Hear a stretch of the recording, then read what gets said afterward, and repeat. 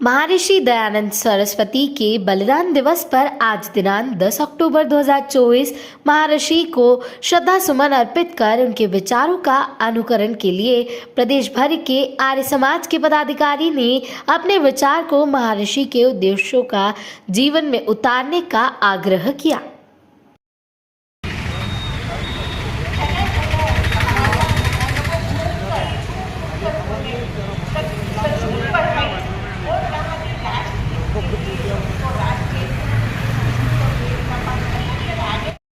रोज गो हत्या हो रही है, रोज हिंदुओं के विरोध में कार्य हो रहे हैं, बहुत खून खोलता है, लेकिन देखते हैं कि हिंदुओं को कुछ भी लड़ने का प्रश्न आएगा वही भी। आज मैं देखता हूँ कि एक हिंदू की लड़ाई में 4 हिंदू थाने में जाने में घबराते हैं, थाने जाकर के कैसे उसके लिए रिपोर्ट कराते हैं। अरे आप थाने नहीं जा पा रहे हो, अपनी लड़ाई क्या करोगे?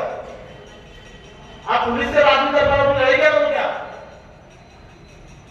आप जाइए ना, आपके अधिकार मांगिए ना, आपको कोई तकलीफ हो तो मेरा करना। जिस गांव से हम रहते थे शहर में वो बुरहानपुर था, जिसमें 45% आबादी मुसलमानों की थी। हम लोग भी आपस में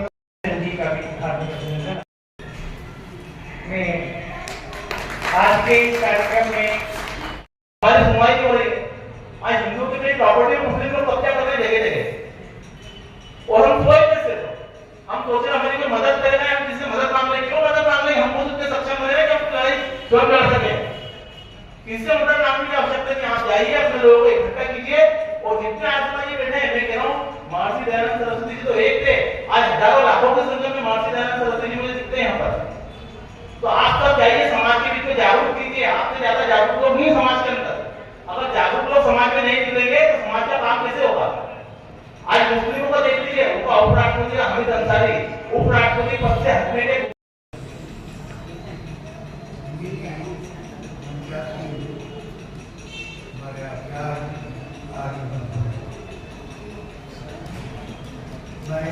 त्रुटि जो प्रधान जी ने की वो स्पष्ट कर।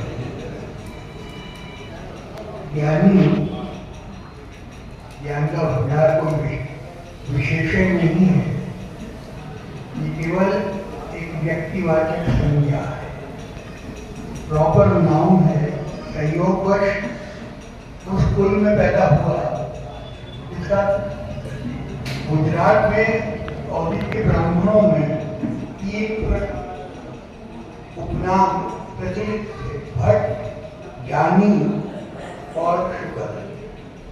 भट्ट, ज्ञानी और शुक्र ये ब्राह्मणों के उपनाम थे।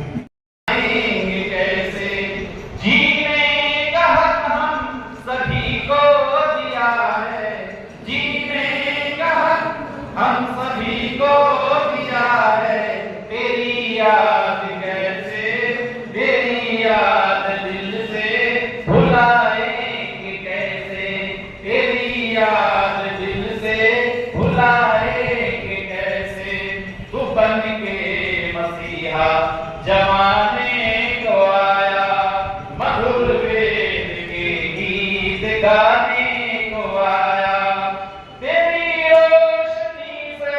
चमक उठा आलम, तेरी रोशनी से चमक उठा आलम, तेरे बिन अंधेरा तू ऐसा दिया था, तेरी याद दिल से भुलाएंगे कैसे, तेरी याद दिल से भुलाएंगे कैसे।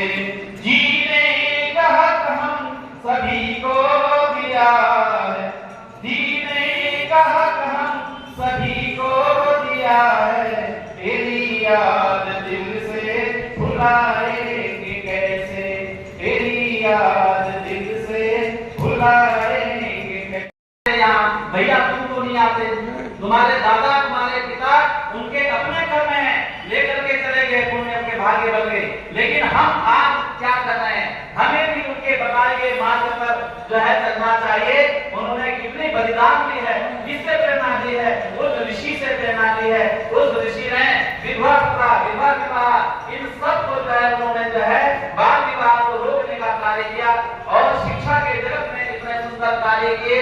हमें जो है उनसे अवश्य ही प्रेरणा लेकर के अपने जीवन का का कल्याण करना चाहिए। यही हमारे जो है सत्य उनके बलिदान दिवस पर प्रेरणास्पद जो है हमें श्रद्धांजलि अवश्य देनी चाहिए। आइए 2-4 लाइन बोलूंगा, उसके बाद में समापन कर रहा हूँ। अगर नहीं बोलूंगा ये लाइनें तो मुझे लगता है कि अधूरी रह जाएगी। सभी मिल करके बोलना। तेरी याद दिल से कैसे भुलाएं, तेरी याद दिल से। बहुत सारे लोग कहते हैं हमारा उठाया और उठा करके जो है उन्होंने उनको भी एक डंडा मारा और तो ऐसी कहती है मेरे अंदर ताकत नहीं है, मेरे अंदर ऊर्जा नहीं है, और उठ करके गए और खींच करके जो है उसको वहां से छुड़ा करके ले करके आए। ये कहां से प्रेरणा मिली है?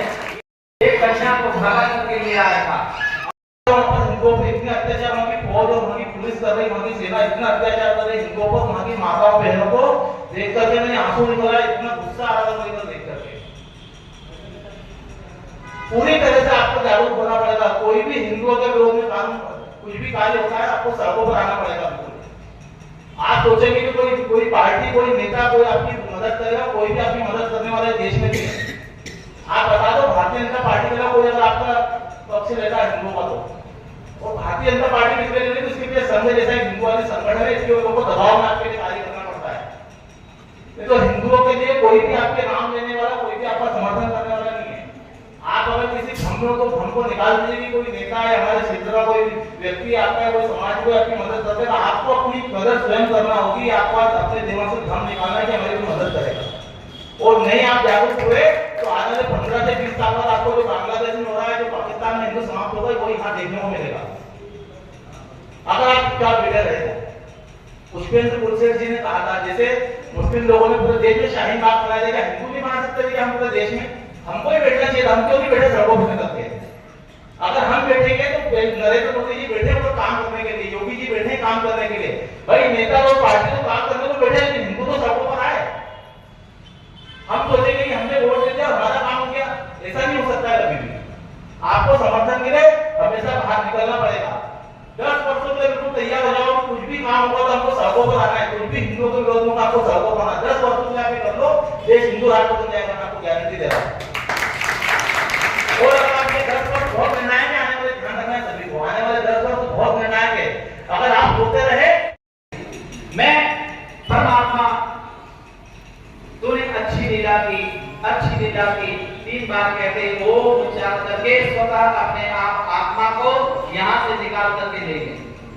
ध्यान करना है, ऐसे पवित्र दिव्य आत्मा दुनिया में कोई नहीं है जिसके जीवन में कोई दोष, कोई खोट नहीं है।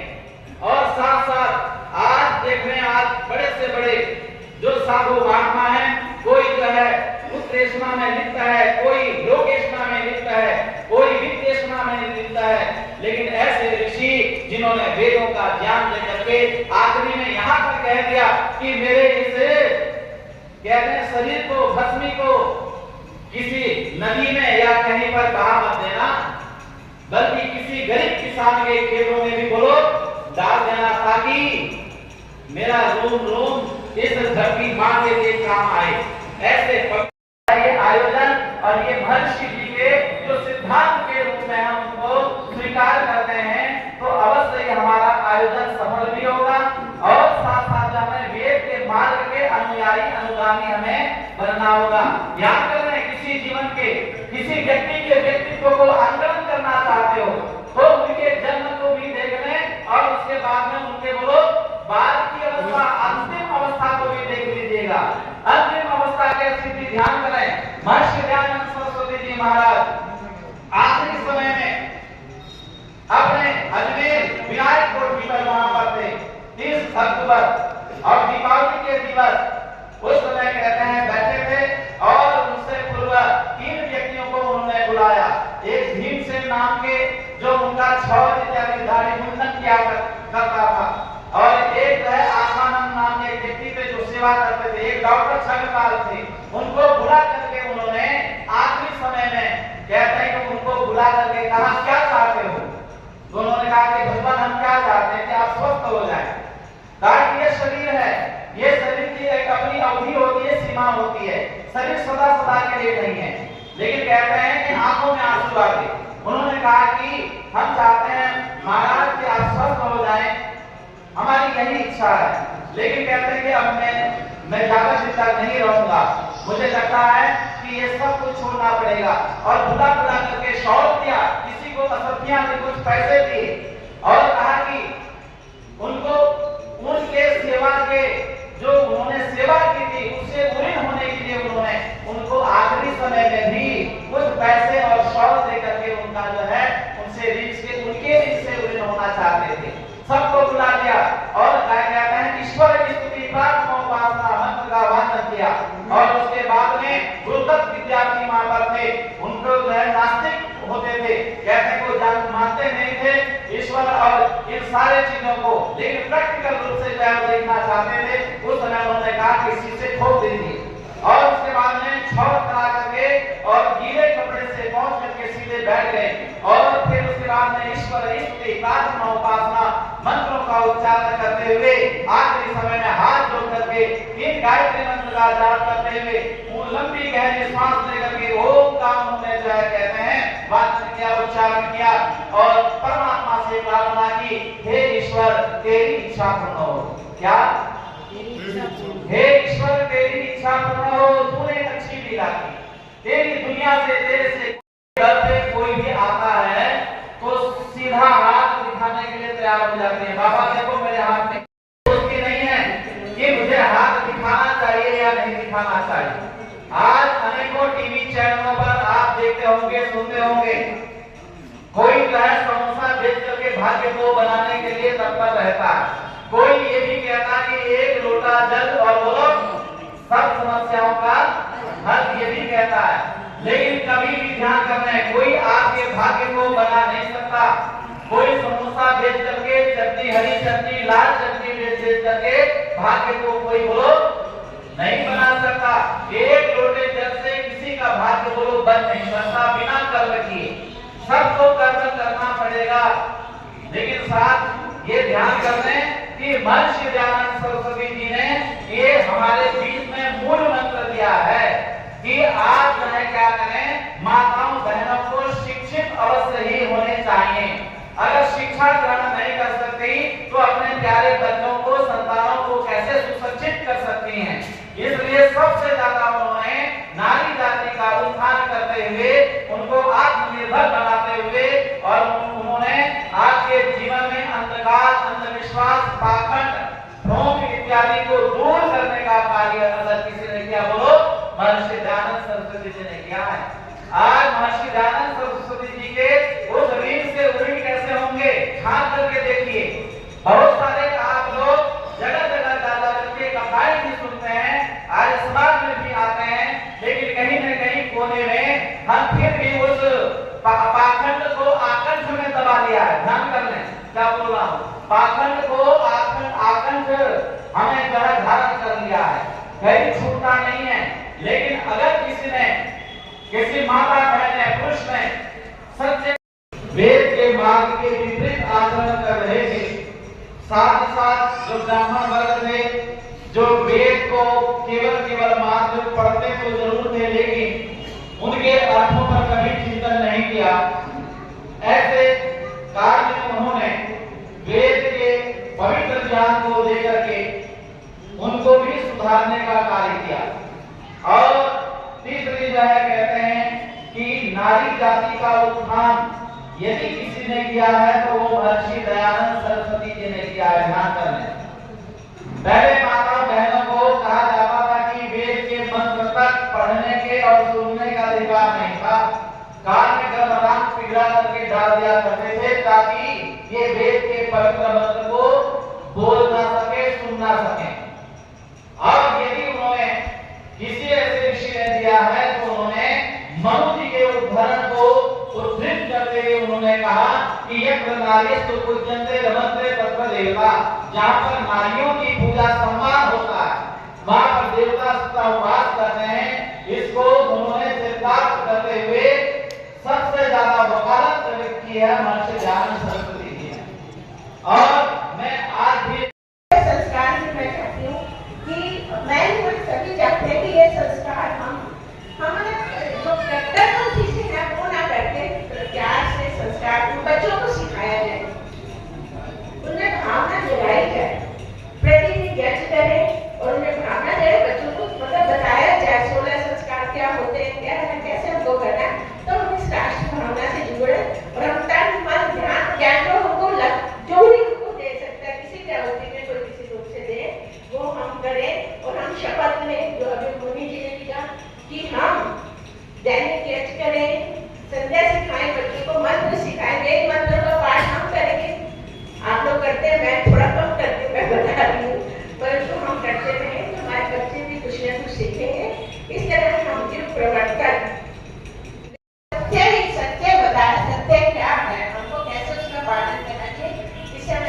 चेतना की जगाई थी। ऐसा नहीं जो बाकी लोग थे मुल्ला थे हमको बताया हमारे द्वारा उन्होंने मार्गदर्शन किया। जब कहा गया कि वो युग प्रवर्तक थे। इससे आगे तो मैं ये कहूँगी कि महर्षि को इन्हीं कारणों से हमको हमेशा स्मरण करते रहना चाहिए। उन्होंने बाल्यावस्था में गृह त्याग कर विश्व कल्याण के लिए जगह जगह घूमते रहे और भूख लगने पर उन्होंने बर्फ के टुकड़े में खा कर अपनी भूख मिटाई है। तो ऐसे महर्षि को क्यों नहीं याद करें? इस निर्वाण दिवस पर हम उनका हमेशा स्मरण करते रहे। हमें इसी दिन नहीं बल्कि हमेशा ही हमको उनके पथ उनके बताए गए मार्ग को हम हमेशा स्मरण कर उनकी स्मृति में मतलब आज तो देखिए हमारा आर्य समाज का जो भाव है ये जो लुप्त होता जा रहा है उसको हमको दोबारा जगाना है। तो हमको आर्य समाज की संस्थाओं से जुड़कर वेद विद्यालयों से जुड़कर आश्रमों से जुड़कर इनसे जुड़कर उस भावना से अपने तन मन धन और ज्ञान से दोबारा उसमें अपनी आहुति दे। ऐसा तभी हम कह सकते हैं कि निर्वाण दिवस